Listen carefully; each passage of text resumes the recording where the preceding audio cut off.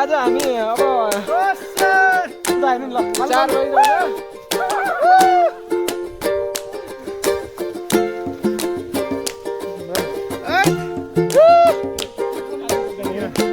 गालिन्चोकको भन्दा बढी यहाँ हिउँ परिरहेको छ यहाँ चन्द्रगिरीमा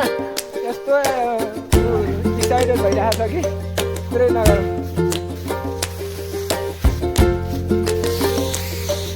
हामी हिँड्दै कहाँ जाने हो टुप्पामा त अब कहिले पुग्ने थाहा छैन यार अब टुप्पामा जाउँ यार हामी टुप्पामा जान नसक्नेवालामा छौँ अब हामी फर्किने अब भालेश्वर मन्दिरमा जाने विचारमा छौँ अनि अब यहाँबाट माथि जानी भनिरहनु भएको छ एकजना विक्रम सरले यस्तो छ कि पुरै नगर्नु हामी हिमाल भन्दा नि बढी भइरहेको छ चिसो चिसो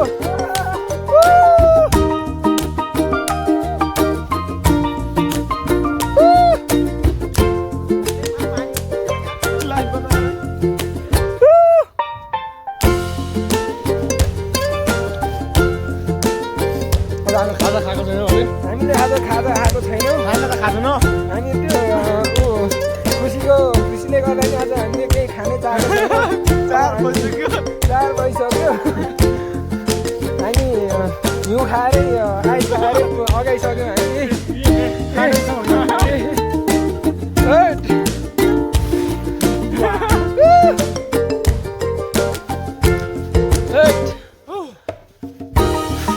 हामीलाई खासै दुःख पनि भएको छैन हामी 3 घन्टाको बाटो हिँडेर आएको हो खासमा अब केबल कारको टिकट पाए पनि अब केबल कार चढ्न सम्भव थिएन मान्छे लाइन अब भोलि पनि आउने पालो आउने जस्तो अवस्था भएन त्यही भएर हामी हिँड्दै आएको हामी खुसीको सीमै छैन 5 इन्ची होइन हाम्रो खुट्टा घुँडा आइरहेको छ माथितिर हिँड्दै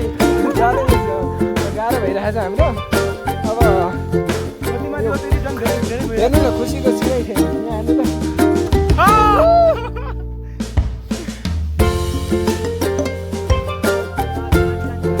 हामी कहाँ जानु भने हामी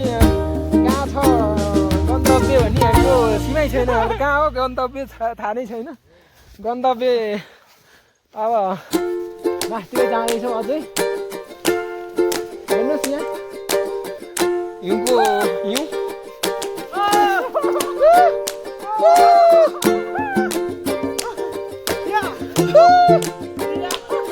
गर्दैन ठुल्ठुलो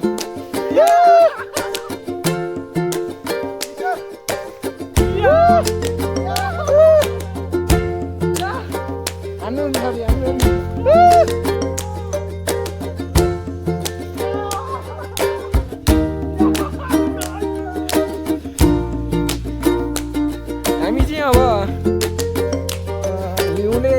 कक्रिनु लगाइसक्यौँ है हात चाहिँ पुरै कक्रिएको छ अरू चाहिँ केही भएको छैन हात मात्रै कक्रिएको छ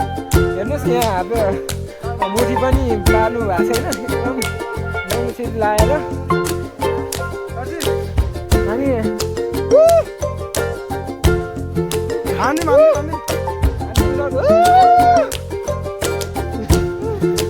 मेरो नि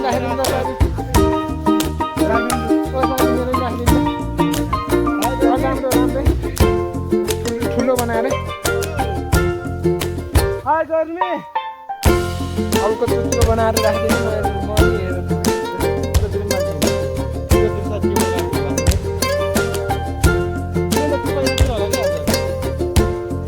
हात छिटाएर हेर्नु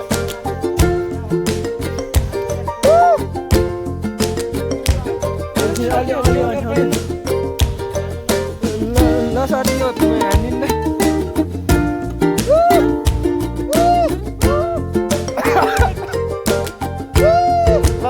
लात्तिल टाइगर श्रफ एकदम मेरो हात कस्तो भयो कस्तो आइस पर्यो पुरा हात त पुरै पहाड हिँड्दैछु सगरमाथा हो अक्सिजनको कमी कसैलाई निसर्गमा किन मऱ्यो भने अहिले थाहा हुँदैछ मलाई यहाँभन्दा माथि नजाउँ होला यार। नजाने उता भ्याएको घुमिसक्यो। तपाईँ खानु त खान्छ होइन अब हामी खाजा खानु गइरहेछौँ। अब हाम्रो खाजा खाने भिडियो बन्दैछ यहाँ हेर्नुहोस्।